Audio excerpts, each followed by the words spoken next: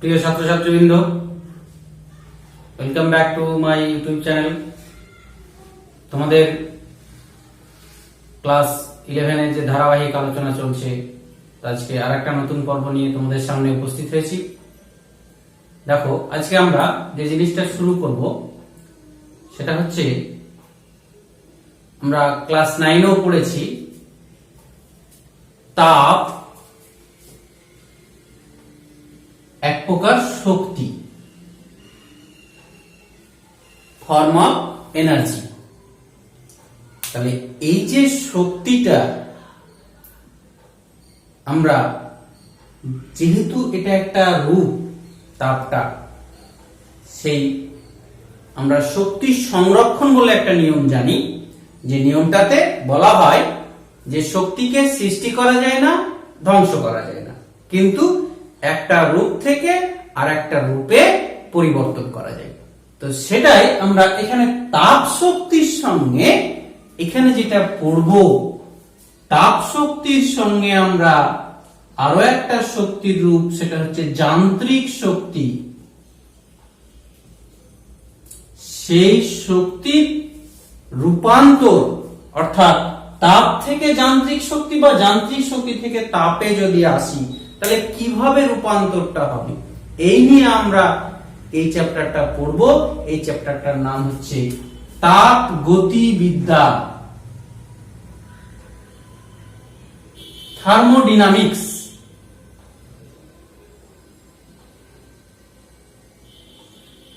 তার মানে পদার্থবিদ্যার যে শাখায় তাপ শক্তি ও যান্ত্রিক শক্তি রূপান্তর সম্পর্কে আলোচনা করা হয়, তাকে বলা হচ্ছে তাপ গতিবিদ্যা, থার্মোডাইনামিক্স। তাহলে এই যে আমরা তাপের বিনিময়ে যান্ত্রিক শক্তি পাবো, আমরা উদাহরণগুলো কিন্তু জানি। কিরকম, তোমরা দেখবে যে একটা বাড়িতে ভাত রান্না করার জন্য একটা ঢাকা দেওয়া হয়েছে, যেটাকে গরম করা হচ্ছে। সে উনুনে বসিয়ে হতে পারে, গ্যাসে বসিয়ে হতে পারে। তাহলে এই যখন গরম করা হবে, এর উপরে যে ঢাকাটা থাকবে, যখন চালটা ফুটবে, ভাতটা যখন ফুটতে শুরু করবে, চালটা দেখবো ঢাকাটা বারবার উপরে উঠে যাচ্ছে, বারবার উপরে উঠে যাচ্ছে, বারবার উপরে উঠে যাচ্ছে। তার মানে এই যে উপরে ওঠার জন্য, তাহলে উপরে উঠছে মানে সে কি যান্ত্রিক কার্য করছে। তাহলে এই উপরে ওঠার জন্য সে কোথা থেকে শক্তিটা পাচ্ছে? আমরা যে তাপ দিচ্ছি, সেই তাপ শক্তিটা এখানে যান্ত্রিক শক্তিতে কি হচ্ছে? রূপান্তরিত হচ্ছে। আবার আমরা জানি যে হাতের তালু যদি ঘষি, আমরা হাত দিয়ে হাতের তালুকে যদি ঘষে থাকি, এইভাবে দেখো, যদি হাত দিয়ে হাতের তালুকে ঘষি আমরা, তাহলে কি দেখবো? কিছুক্ষণ ঘষলে হাতটা গরম হয়ে যায়। তাহলে এই যে আমরা এখানে যান্ত্রিক কার্য করছি, তার বিনিময়ে কি উৎপন্ন হচ্ছে? তাপ উৎপন্ন হচ্ছে।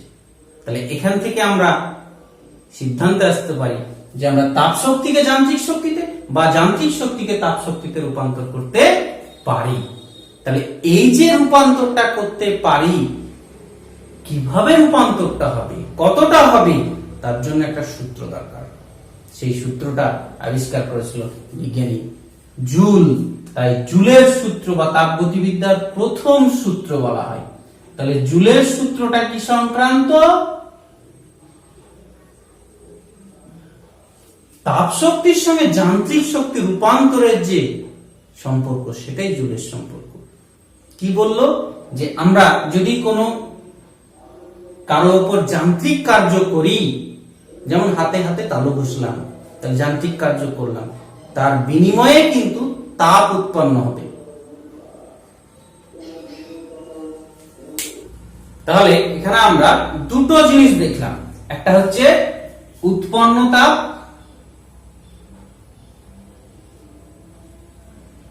যেটাকে আমরা ক্যাপিটাল এইচ দ্বারা প্রকাশ করব, আর সম্পাদিত কার্য।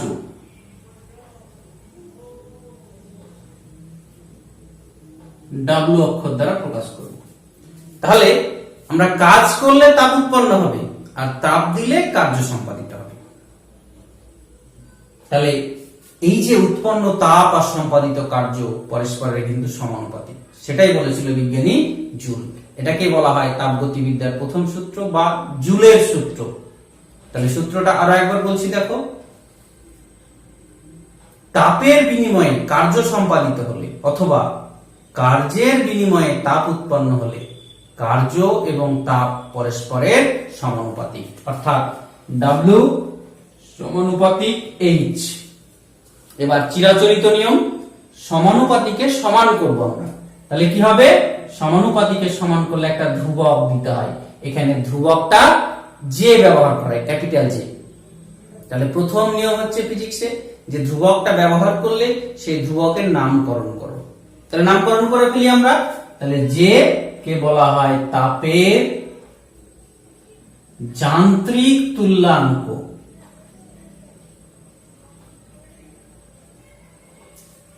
তাহলে নামকরণ হয়ে গেল।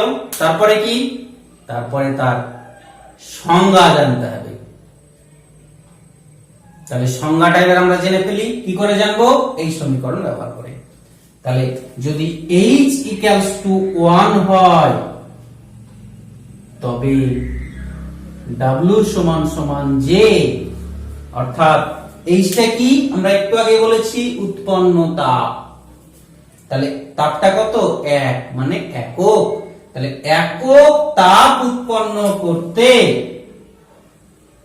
যে পরিমাণ যান্ত্রিক কার্যের প্রয়োজন তাকে বলা হচ্ছে তাপের যান্ত্রিক তুল্যাঙ্ক।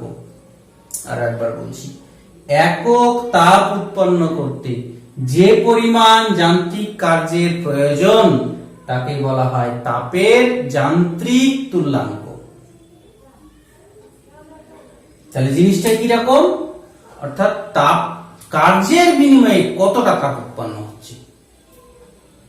তাহলে এবার এর আমরা একক বের করব। তাহলে একক বের করতে গেলে এই ফর্মুলাটাকে আমরা কি লিখতে পারবো? J সমান সমান W/GH।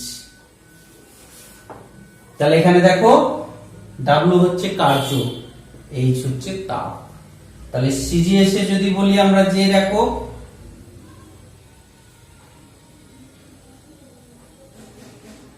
W এর একক বাই H এর একক।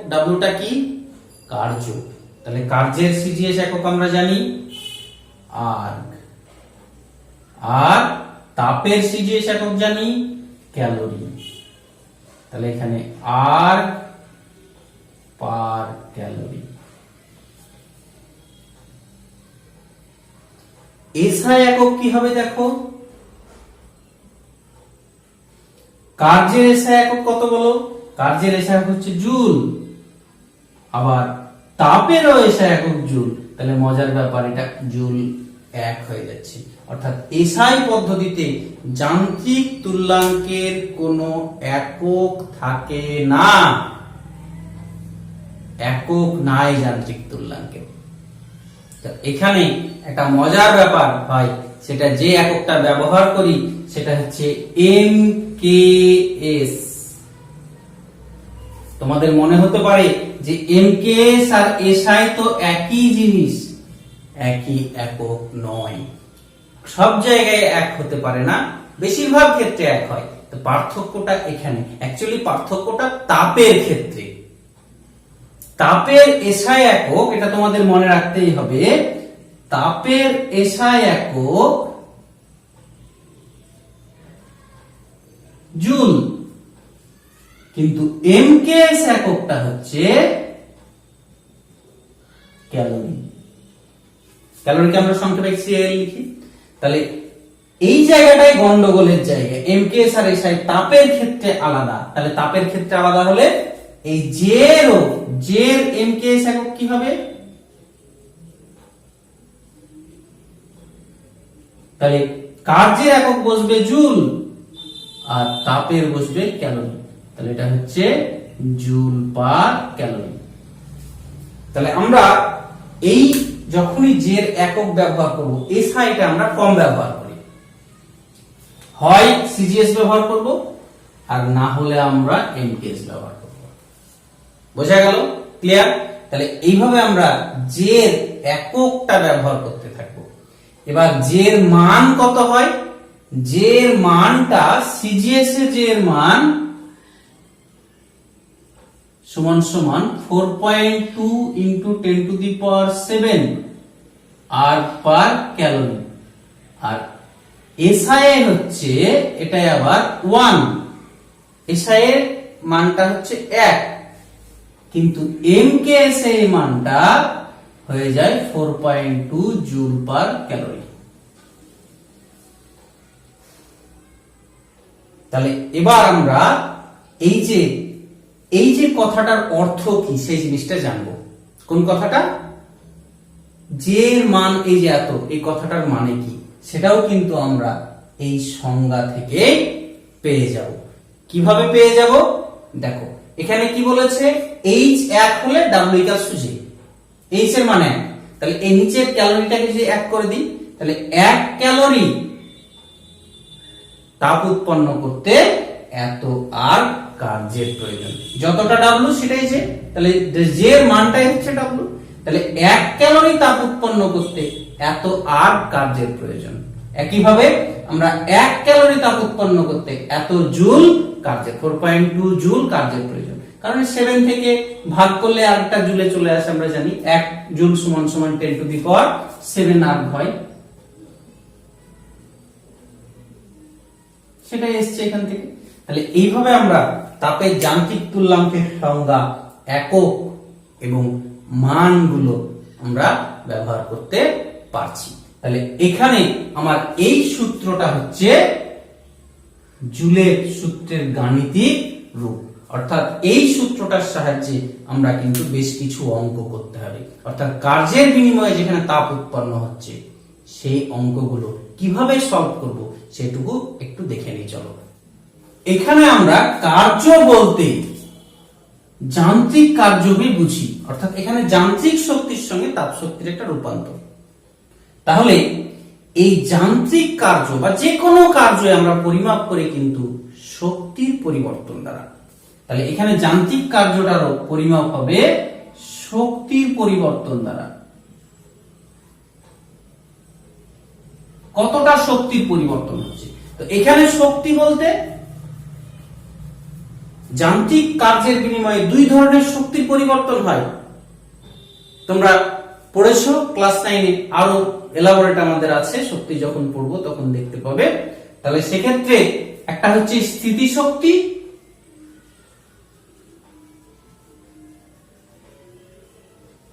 আর আরেকটা হচ্ছে গতি শক্তি।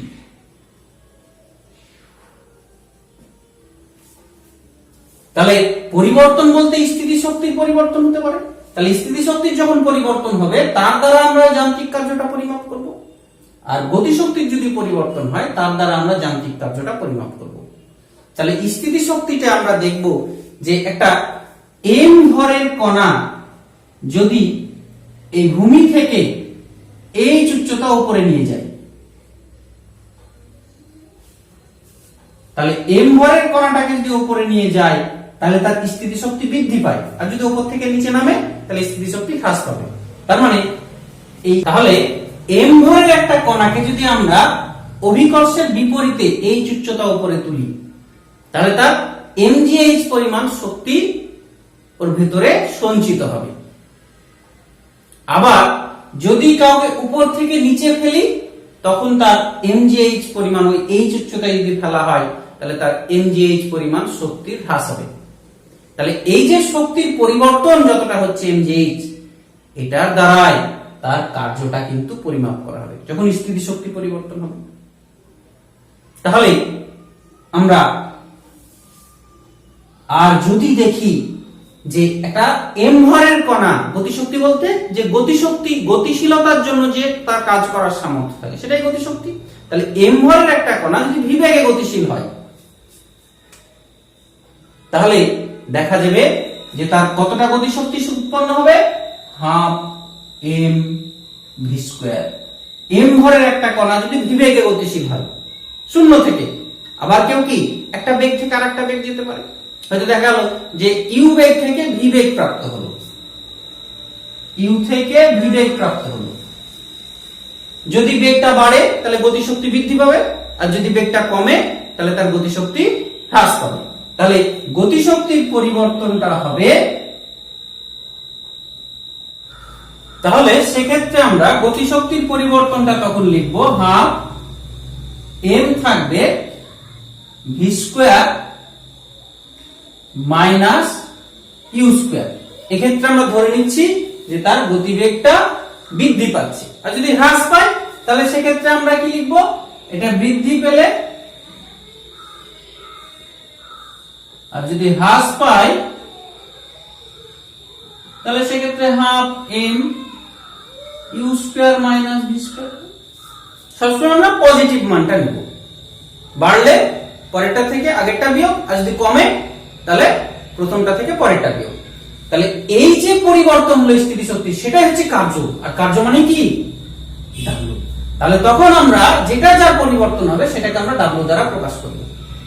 এবার এই কার্যের ফলে যে তাপটা উৎপন্ন হবে সেই তাপটা গিয়ে কিন্তু কোন বস্তুর বা পদার্থের উষ্ণতা বৃদ্ধি করতে পারে, আবার অবস্থার পরিবর্তন করতে পারে। যদি উষ্ণতা বৃদ্ধি করে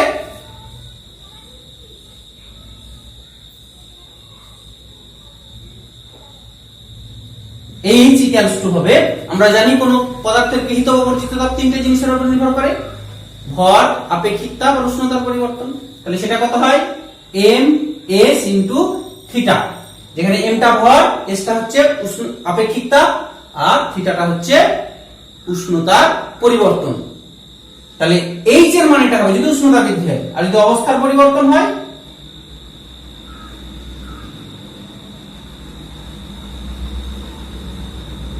তাহলে সেক্ষেত্রে h equals to হবে m ইনটু l, যেখানে m টা তো ভর, l টা হচ্ছে অবস্থার পরিবর্তনের লিনতাপ। তোমরা জানো বরফ গলনের লিনতাপ 80 ক্যালোরি প্রতি গ্রাম, বরফ গলনের লিনতাপ হচ্ছে 80 ক্যালোরি প্রতি গ্রাম, আর বাষ্পীভবনের লিনতাপ সেটা হয় 540 ক্যালোরি পার গ্রাম। তাহলে যখন বরফ গলবে তখন এল এর মান 80, আর যখন বাষ্প হবে জলটা তখন এল এর মান হবে 540। আর যদি যেরকম বলে দিবে, যদি বলে দেয় তাহলে তোমাদের সেই মানটাই পুট করতে হবে। যদি 540 না বলে 37 বললো তাহলে 37 ব্যবহার করতে হবে, আর না বললে যদি উল্লেখ না করে তাহলে তোমরা কিন্তু স্ট্যান্ডার্ড মান এইগুলো ব্যবহার করতে হবে। তাহলে এই যে মিশ্রণে সমীকরণটা আমাদের চারটে হবে মোট। যদি প্রথমে 1 নম্বর স্থিতিশক্তির পরিবর্তন হয় আর উষ্ণতার পরিবর্তন হয়, মানে এটার পরিবর্তন হয় আর উষ্ণতার পরিবর্তন হয়, তাহলে আমরা ফর্মুলাটা হয়ে যাবে w এর জায়গায় কত বসাবো, mgh w এর জায়গায় equals to j into h এর জায়গায় তখন ms থিটা। এই ফর্মুলা দিয়ে আমাদের কিন্তু m কেটে যাবে, m কেটে গেলে তাহলে কি দাঁড়াচ্ছে, jh সমান সমান j s থিটা। তাহলে এই পাঁচটা রাশির মধ্যে তোমাকে বলে দিবে যে কোন একটা বের করতে বলবে। যদি স্থিতিশক্তির পরিবর্তন হয়, উষ্ণতার পরিবর্তন হয়, এবার স্থিতিশক্তির পরিবর্তন হলো আর অবস্থার পরিবর্তন ঘটলো, তখন সেক্ষেত্রে আমার ফর্মুলাটা 2 নম্বর কি দাঁড়াবে, তাহলে w এর মানটা mgh আর j ইনটু h এর মানটা তখন আমার কিন্তু ml। তাহলে m এর ক্ষেত্রেও কেটে যাবে, তাহলে কি দাঁড়াচ্ছে, gh সমান সমান হচ্ছে j ইনটু l। তখন এই ফর্মুলা দিয়ে আমার অঙ্কটা হবে। নেক্সট যদি গতিশক্তির পরিবর্তন হয় আর উষ্ণতার পরিবর্তন হয়, নেক্সট তাহলে সেক্ষেত্রে আমার 3 নম্বর ফর্মুলাটা কি হবে, তাহলে গতিশক্তির পরিবর্তনটা আমার হবে w। তাহলে w এর জায়গায় আমরা বসাবো হাফ m v স্কয়ার। তাহলে হাফ m v স্কয়ার সমান সমান কত হবে, j ইনটু h এর মানটা তখন কিন্তু আমার ms থিটা। তাহলে mm কেটে যাবে, তাহলে কি দাঁড়াচ্ছে, এটা হাফ v স্কয়ার সমান সমান js থিটা। এবার এখান থেকে যেটা বলবে সেটা বের করতে হবে। নেক্সট হচ্ছে গতিশক্তির পরিবর্তন হলো আর অবস্থার পরিবর্তন ঘটলো। তাহলে গতিশক্তির পরিবর্তন আমরা w ইকুয়ালস টু লিখতে পারবো 4 নম্বরে হাফ m v স্কয়ার। এটা না লিখে এটা বা এটা যদি যেরকম বলে, অর্থাৎ কেউ স্থির অবস্থা থেকে যদি হয় তাহলে এটা লিখবো, বা হয়তো দেখা গেল গতিশীল ছিল স্থির হয়ে গেল তাহলে কিন্তু হবে v স্কয়ার, তার মানে তার অন্তিম বেগটা কত, 0। তাহলে সেক্ষেত্রে আমার এখানে ভিটা 0 বসে যাবে, তাহলে হাফ m v স্কয়ার হয়ে যাচ্ছে। আর যদি স্থির অবস্থায় শুরুতে স্থির থাকে তাহলে ইউটা 0, তাহলে তখন হবে v স্কয়ার, যেটা বলবো। তাহলে সেক্ষেত্রে আমরা এটা লিখবো j ইনটু ml, এখানে m কেটে যাচ্ছে, তাহলে হাফ v স্কয়ার সমান সমান j ইনটু l। তাহলে এই চারটে ফর্মুলার সাহায্যে কিন্তু আমরা এই জুলের যে সূত্র সেই সূত্রের গাণিতিক সমস্যার সমাধান করতে পারবো। তো এরকম অঙ্ক দেয় অনেক সময় যে একটা জলপ্রপাতের জল উপর থেকে নিচে পড়লো, তাহলে উষ্ণতার কত পার্থক্য হবে। তাহলে উপর থেকে জলটা যখন নিচে পড়বে তখন তার স্থিতিশক্তির হ্রাস ঘটবে, তাহলে স্থিতিশক্তির হ্রাস ঘটিয়ে সে কিছু যান্ত্রিক কার্য করবে, আর এই যান্ত্রিক কার্য করার ফলে দেখা যাবে সেই কার্যের বিনিময়ে কিছুটা তাপ জলে আবদ্ধ হবে, তার ফলে উপরের জলপ্রপাতের উপরের জল আর নিচের জলের একটা উষ্ণতা পার্থক্যের সৃষ্টি হবে। দেয় পরীক্ষায় যে জলপ্রপাতের উপরের জল আর নিচের জলের উষ্ণতা পার্থক্য হয় কেন। হলো যে চারটে সূত্র পেলাম, সেই সূত্রই আরো একটা পার্ট জুড়ে দিতে পারে, বলতে পারে যে উৎপন্ন তাপে x% জলে আবদ্ধ হলে, উৎপন্ন তাপে x% জলে আবদ্ধ হলে, এবার তোমরা ভাবতে পারো তাপের x%, তাহলে তোমরা করে দিতে পারো যে তাপের অর্থাৎ h এর x% মানে h গুণিত x/100, এটা যদি করো তাহলে এটা ভুল হয়ে গেল। তাহলে তাপটা উৎপন্ন হয় কি করে? কার্যের বিনিময়ে।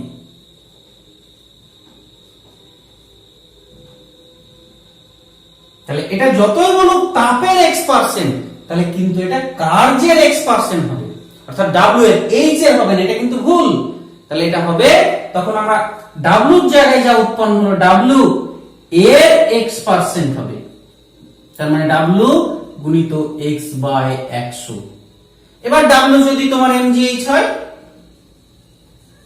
তাহলে এটা হয়ে যাবে mgh এর x/100। সে x এর মান তোমার 80% হতে পারে, 70%, যে কোনো পার্সেন্ট হতে পারে, তাহলে তখন সেটা বসাতে হবে।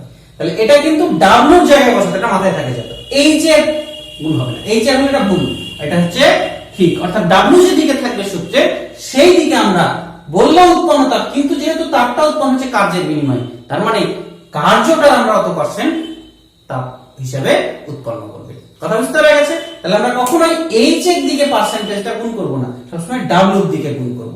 এই কথাটা কিন্তু আমাদের মাথায় রাখতে হবে। এবার আমরা তাপগতিবিদ্যা করতে গেলে কতগুলো রাশি আমাদেরকে জানতে হয়, যে রাশিগুলো আমরা পরবর্তীতে বারবার কিন্তু ব্যবহার করব। তাহলে সেই রাশিগুলো সম্পর্কে এবার আমরা জেনে নিই। প্রথম যে রাশিটা সেটা হচ্ছে সংস্থা, সিস্টেম।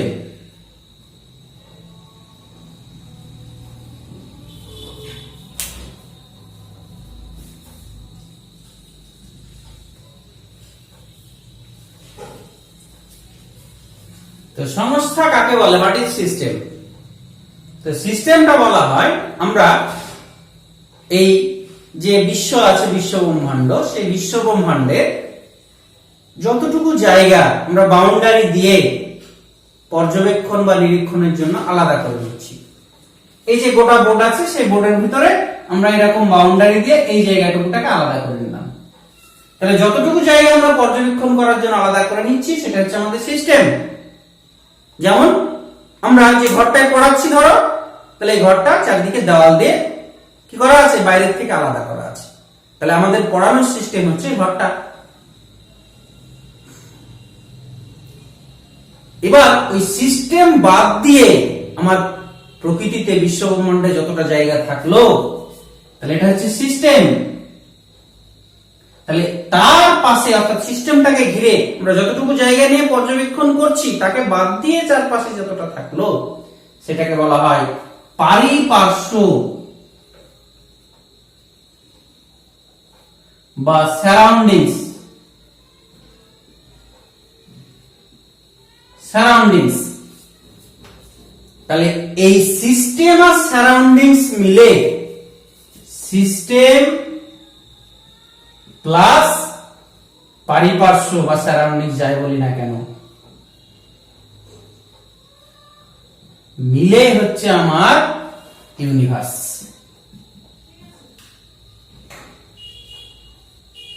বিশ্ব ব্রহ্মাণ্ড। এবার এই সিস্টেম বা সংস্থাটা তিন ধরনের হয়। এক, বলা হয় বদ্ধ। সিস্টেমের আরেকটা বাংলা আছে তন্ত্র বলে। বদ্ধ তন্ত্র, ক্লোজড সিস্টেম। আর একটা হচ্ছে মুক্ত তন্ত্র, ওপেন সিস্টেম। আর একটা হচ্ছে নিঃসঙ্গ তন্ত্র, আইসোলেটেড সিস্টেম।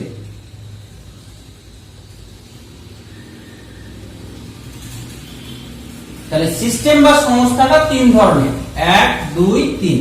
তাহলে এবার আমরা এক এক করে জেনে নিই। প্রথমে হচ্ছে বদ্ধতন্ত্র। তাহলে এই সিস্টেমের সঙ্গে পারিপার্শ্বের সঙ্গে কিন্তু দুটো জিনিসের আদান প্রদান হয়। এই দেওয়া নেওয়াটা দুটো জিনিসের হয়, 1 শক্তি আর 2 হচ্ছে পদার্থ। যদি দেখা যায় সিস্টেমের সঙ্গে পারিপার্শ্বের শক্তির আদান প্রদান হচ্ছে কিন্তু পদার্থের হচ্ছে না, শক্তি হচ্ছে কিন্তু পদার্থের হচ্ছে না, তাহলে সেই সিস্টেমকে বলবো আমরা এই টাইপের, অর্থাৎ বদ্ধ সিস্টেম, অর্থাৎ ক্লোজ সিস্টেম বলবো আমরা। তাহলে কাকে বলে? যে সংস্থার সঙ্গে পারিপার্শ্বিকের শক্তির আদান প্রদান হয় কিন্তু পদার্থের কোনো আদান প্রদান হয় না, তাকে বলা হচ্ছে বদ্ধতন্ত্র। যদি দুটোরই আদান প্রদান হয়, এটারও হচ্ছে এটারও হচ্ছে, অর্থাৎ শক্তি এবং পদার্থ উভয়েরই যদি আদান প্রদান হয়, তাহলে সেটাকে বলবো আমরা মুক্ততন্ত্র, ওপেন সিস্টেম। দুটোই আদান প্রদান হচ্ছে পারিপার্শ্বিকের সঙ্গে, অর্থাৎ পারিপার্শ্ব থেকে সিস্টেমে যেতে পারে, সিস্টেম থেকে পারিপার্শ্বে আসতে পারে। থার্ড হচ্ছে যদি কোনোটারই আদান প্রদান না হয়, তাহলে সেক্ষেত্রে আমরা সেই সিস্টেমটাকে বলবো আইসোলেটেড সিস্টেম বা নিঃসঙ্গ তন্ত্র।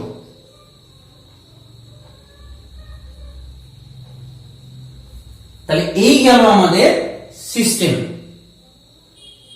তো এবার আমরা এই সিস্টেমটার উপর ভিত্তি করে কতগুলো কথা বলবো।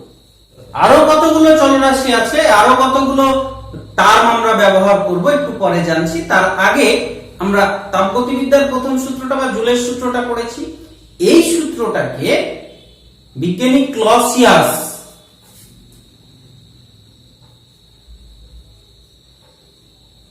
আরো ব্যাপকভাবে ব্যবহার করেছিল, ব্যাপক অর্থে ব্যবহার করেছিল, যে একটা সুন্দর রূপ দিয়েছিল।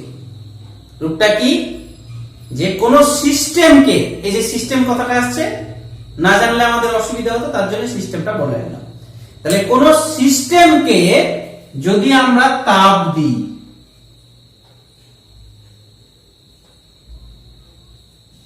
তাপকে আমরা সবসময় কিউ দ্বারা প্রকাশ করব। তাহলে কোন সিস্টেমকে যদি তাপ দিই, তাহলে তাপ পেলে তাপগতিবিদ্যার প্রথম সূত্র কি বললো? যে জুলের সূত্রটা, তাপের বিনিময়ে কার্য সম্পাদন করবে। ক্লসিয়াস বলল যে কার্য সম্পাদন করবে, ঠিক আছে, কিন্তু সে প্রথমে যেটা করবে সেই কাজটা হচ্ছে তার আভ্যন্তরীণ শক্তি বৃদ্ধি করবে। তাহলে কার্য সম্পাদন করাটা মানে বাহ্যিক কিছু করা, বাইরে কিছু করা, কিন্তু তার পেটের খিদেটা আগে পূরণ করবে, অর্থাৎ আভ্যন্তরীণ শক্তি বৃদ্ধি করবে। কিরকম ব্যাপারটা? সিস্টেমে তাপ দিলাম, সে আগে নিজের পেটের খিদেটা পূরণ করবে, তারপরে বাহ্যিক কার্য করতে পারবে। তাহলে কি হলো? কোন সিস্টেমকে যদি তাপ দেওয়া হয়, সেই তাপটা দুই ভাবে ব্যয় হয়। কে বললো?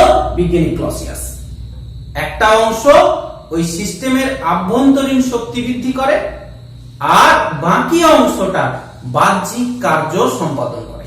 তার মানে আমরা যে তাপটা দিয়েছি, বাকি যে দুটো কাজ করলো, সেই দুটো কাজের সমষ্টিটা ওই তাপের সঙ্গে কি হবে? সমান হবে। তার মানে যদি দেখা যায় এই সিস্টেমটা আভ্যন্তরীণ শক্তি যদি তার ইউ পরিমাণ বৃদ্ধি ঘটে থাকে, আভ্যন্তরীণ শক্তি কাকে বলে একটু পরে আমরা আসছি, এটা বলে নিই। তাহলে ইউ পরিমাণ যদি বৃদ্ধি ঘটে থাকে, তাহলে সেক্ষেত্রে আর যদি বাকিটা ডাব্লিউ পরিমাণ কাজ করে, তাহলে এই সূত্র অনুসারে কিউ সমান সমান ইউ প্লাস ডাব্লিউ, অর্থাৎ একটা আভ্যন্তরীণ শক্তি বৃদ্ধি করলে একটা বাহ্যিক কার্য সম্পাদন। এবার তোমাদের মনে হতে পারে যে আমরা যদি অল্প তাপ দিই, তাহলে কি সে খেয়ে নেবে পুরোটা? মানুষের মতো নয়, সিস্টেম কিন্তু মানুষের মতো।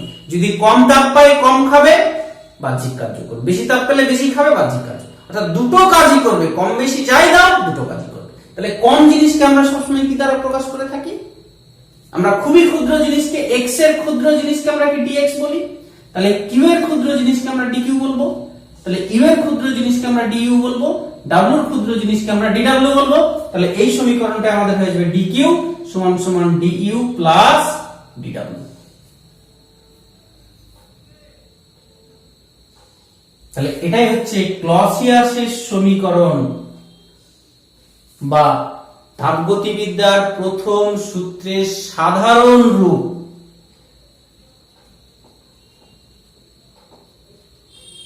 Generalisation form of first law of thermodynamics বা অবকল রূপও বলা হয়। এটা অবকলন আছে তাই এটাকে অবকল রূপ বলা হয়। তাহলে যদি বলে তোমাদের তাপগতিবিদ্যার প্রথম সূত্রটি বিবৃত করো, তাহলে কিন্তু আগেরটা বললে হবে না, ওটা জুলের সূত্র, এটাই বলতে হবে। যে কোনো সিস্টেমকে যদি তাপ দেওয়া হয় তাহলে সিস্টেম ওই তাপটাকে দুই ভাবে ব্যয় করে, একটা অংশ আভ্যন্তরীণ শক্তি বৃদ্ধি করে, অপর অংশ বাহ্যিক কার্য সম্পাদন করে। তাহলে আমরা যদি বলি যে সিস্টেমটাকে ডিকিউ পরিমাণ তাপ দেওয়ার ফলে সিস্টেম যদি তার আভ্যন্তরীণ শক্তি বৃদ্ধি ডিইউ পরিমাণ ঘটায় এবং বাহ্যিক কার্য ডিডব্লিউ পরিমাণ সম্পাদন করে, তাহলে তাপগতিবিদ্যার প্রথম সূত্র অনুসারে ডিকিউ সমান সমান ডিইউ প্লাস ডিডব্লিউ। এটাই হচ্ছে আমার ক্লসিয়াসের সূত্র বা তাপগতিবিদ্যার প্রথম সূত্র বা তাপগতিবিদ্যার প্রথম সূত্রের সাধারণ রূপ বা অবকল রূপ। এবার আমরা যে টার্মটা ব্যবহার করে ফেললাম আভ্যন্তরীণ শক্তি,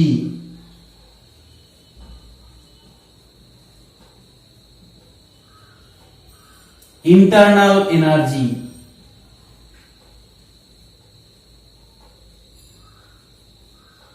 এটা কি? তাহলে কোন সিস্টেমে যদি গ্যাস থাকে তাহলে সেই গ্যাসটা টোটাল যে শক্তি, মোট যে শক্তি, যত রকমের শক্তি থাকতে, বিভিন্ন রকমের শক্তি থাকতে পারে, স্থিতি শক্তি থাকতে পারে, গতি শক্তি থাকতে পারে, ভাইব্রেশনাল এনার্জি থাকতে পারে, তারপরে আরো ঘর্ষণজাত শক্তি, বিভিন্ন যত রকমের শক্তি আছে তার যে সমষ্টি সেটাকে বলা হয় আভ্যন্তরীণ শক্তি, ইন্টারনাল এনার্জি।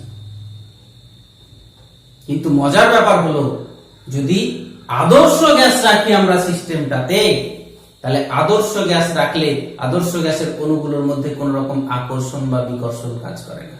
তাহলে যদি না কাজ করে তাহলে আদর্শ গ্যাসের অণুগুলোর মধ্যে কোনো স্থিতি শক্তি থাকবে না, পুরো শক্তিটাই হবে তার গতি শক্তি। কারণ আমরা জানি গ্যাসের অণুগুলো সবসময় কি ছোটাছুটি করছে, গতিতত্ত্ব থেকে আমরা পড়েছি, কোনো সময় স্থির নেই।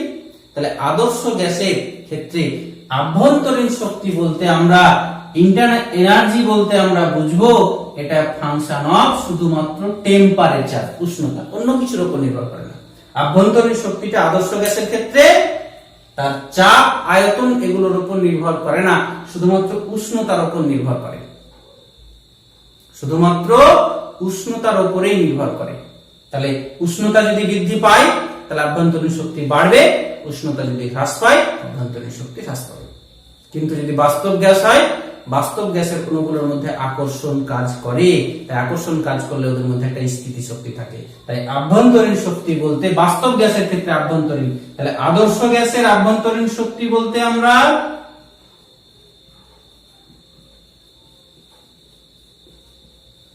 আভ্যন্তরীণ শক্তি সমান সমান গতি শক্তি। আর বাস্তব গ্যাসের হলে সেটাই আদর্শ গ্যাসের জায়গায় যদি বাস্তব গ্যাস হয়ে যায় এটাই, তাহলে সেক্ষেত্রে আমরা আভ্যন্তরীণ শক্তিটা হয়ে যাবে গতি শক্তি প্লাস স্থিতি শক্তি। আর আরেকটা আরো অন্যরকম থাকতে পারে। আর একটা মজার ব্যাপার, এই বাস্তব গ্যাসের ক্ষেত্রে কিন্তু এই ফর্মুলাটা হবে না, অর্থাৎ শুধুমাত্র উষ্ণতার উপর নির্ভর করে তা কিন্তু নয়, উষ্ণতা এবং আয়তনের উপর। অর্থাৎ এই বাস্তব গ্যাসের জন্য আমার ইন্টারনাল এনার্জিটা function of temperature and volume, আয়তন এবং উষ্ণতা দুটোর উপরই কিন্তু নির্ভর করে। কিন্তু আদর্শ গ্যাসের ক্ষেত্রে শুধুমাত্র তার উষ্ণতার উপরেই নির্ভর করে। ক্লিয়ার? তাহলে এই গেল আমাদের আভ্যন্তরীণ শক্তি। এবার আমরা এই যে তাপগতিবিদ্যার প্রথম সূত্র বা ক্লস শেষের সূত্র পড়লাম, এটা কিছুই না, এটা শক্তির রূপান্তরের সম্পর্ক, অর্থাৎ শক্তির সংরক্ষণ নীতির একটা রূপ। তাহলে এই সূত্রটা থেকে আমরা একটা জায়গা থেকে আর একটা জায়গায় শক্তির রূপান্তর হচ্ছে সেটা আমরা জানতে পারছি। অর্থাৎ তাপ সবসময় আমরা জানি যে উচ্চ উষ্ণতার বস্তু থেকে নিম্ন উষ্ণতার বস্তুর দিকে যায়। তাহলে গেলে কোন একটা সিস্টেম থেকে আর একটা সিস্টেমে তাপ গেল, তাহলে সেই সিস্টেমটা সেই তাপটা পেয়ে দুই ভাবে ব্যয় করবে, আভ্যন্তরীণ শক্তি বৃদ্ধি করবে, বাহ্যিক কার্য করবে। তাহলে উল্টোটা কেন হবে না? নিম্ন উষ্ণতার থেকে উচ্চ উষ্ণতার দিকে কেন যাবে না? এই কথাটা কিন্তু তাপগতিবিদ্যার প্রথম সূত্র বলতে পারে না। অর্থাৎ এটা হচ্ছে তাপগতিবিদ্যার প্রথম সূত্রের সীমাবদ্ধতা বা ত্রুটি। তাহলে তাপগতিবিদ্যার প্রথম সূত্রের তাৎপর্যটা হচ্ছে আমরা শক্তির রূপান্তর সম্পর্কে জানতে পারছি, কতটা রূপান্তর হবে সেটাও জানতে পারছি, কিন্তু কোন দিক থেকে কোন দিকে হবে অর্থাৎ দিকটা কিন্তু তাপগতিবিদ্যার প্রথম সূত্র বলে দিতে পারে না। এটা হচ্ছে তাপগতিবিদ্যার প্রথম সূত্রের সীমাবদ্ধতা বা ত্রুটি। ক্লিয়ার? তাহলে আমরা তাপগতিবিদ্যার প্রথম সূত্র এবং আভ্যন্তরীণ শক্তি জেনে ফেললাম। এবার আরো কয়েকটা আমরা তাপগতিবিদ্যার কয়েকটা রাশি সম্পর্কে জানবো। তো রাশি সম্পর্কে জানতে গেলে থার্ড যেটা আমরা সিস্টেম জেনেছি, আগে পারিপার্শ্ব জেনেছি, এবার আমরা জানবো সেটা হচ্ছে তাপগতীয় চল বা প্রাচল বলা হয়। অর্থাৎ তাপগতীয় চলরাশি বা প্রাচল বলে থার্মোডাইনামিক ভেরিয়েবলস বা প্যারামিটার। কিরকম জিনিসগুলো? কোন একটা সিস্টেম আছে আর একটা সিস্টেম আছে, তাহলে এই সিস্টেমটা আর এই সিস্টেমটা, আমরা এই সিস্টেমটাকে যদি বোঝাতে চাই, তাহলে কোন জিনিসকে বর্ণনা করতে গেলে তার সম্পর্কে কিছু বলতে হয়। তাহলে এই সিস্টেমটাকে বর্ণনা করতে গেলে তার সম্পর্কে কিছু বলতে হয়।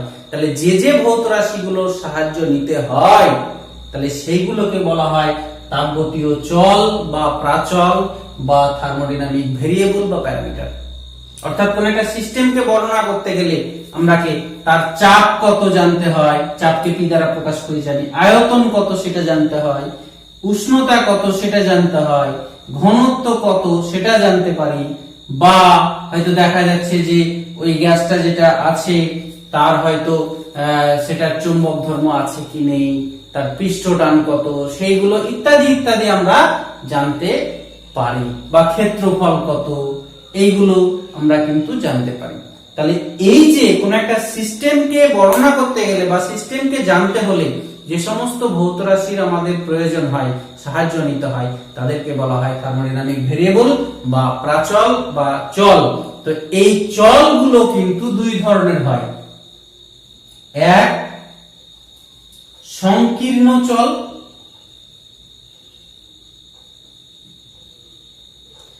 Intensive variable.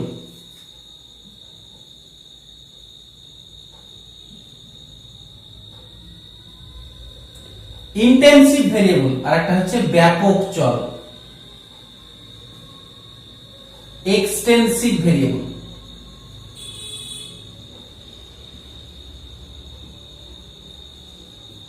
তাহলে আমরা চলরাশিগুলো দুই ধরনের হতে পারে, একটা ইন্টেনসিভ একটা এক্সটেন্সিভ। এর নাম কিন্তু অন্য রকম হতে পারে। সংকীর্ণ চলের নাম ব্যাপ্তি নিরপেক্ষ, এটা ব্যাপ্তি সাপেক্ষ, এরকম অনেক রকম বাংলা টার্ম দিতে পারে। তোমরা ইংলিশ টার্মটা দেখবে, ইংলিশ টার্মটা কিন্তু একটাই হয়, ইন্টেনসিভ আর এটা হচ্ছে এক্সটেন্সিভ। তাহলে কাকে বলে সংকীর্ণ চল? তাহলে আমরা বলবো তাপগতীয় সংস্থার যে সমস্ত চলরাশিগুলো, যে সমস্ত ভেরিয়েবল গুলো, প্যারামিটার গুলো পদার্থের পরিমাণের উপর নির্ভরশীল নয়, তাদেরকে বলা হচ্ছে সংকীর্ণ চল। ব্যাপারটা কিরকম? তাহলে কি বললাম? তাহলে যে সমস্ত চলরাশি তাপগতীয় সংস্থার পরিমাণের উপর নির্ভর করে না, তাকে বলা হচ্ছে সংকীর্ণ চল। তাহলে ব্যাপারটা কিরকম একটু জেনে নেই। তাহলে এই যে সিস্টেমটা আছে, এর চাপ হচ্ছে পি আর উষ্ণতা হচ্ছে টি। এবার ধরো আমরা এটাকে 4 ভাগে ভাগ করলাম, এটা ঘরকে 4 ভাগে ভাগ করলাম পার্টিশন দিয়ে, তাহলে তার চাপ আর উষ্ণতা কি পাল্টাবে? পাল্টাবে না। অর্থাৎ প্রত্যেকটা অংশের চাপ উষ্ণতা কিন্তু একই থাকবে, চেঞ্জ হবে না। তার মানে এখান থেকে আমরা বলতে পারি যে এই যে বড় আকার ছিল, পরিমাণ বড় ছিল, তাও যা চাপ ছিল ছোট হলো একই, অর্থাৎ পরিমাণের উপর নির্ভর করছে না। তাহলে চাপ, উষ্ণতা বা ঘনত্ব হতে পারে, ঘনত্ব চেঞ্জ হবে না। পার্টিশন দিয়ে ভাগ করে দিলে একটা ঘরকে, বায়ুর যে ঘনত্ব সেটা পাল্টাবে না। তাহলে এইগুলো হচ্ছে সবই সংকীর্ণ চল, ইন্টেনসিভ ভেরিয়েবল। তাহলে আমরা সংকীর্ণ চলের উদাহরণ কি কি দেখলাম?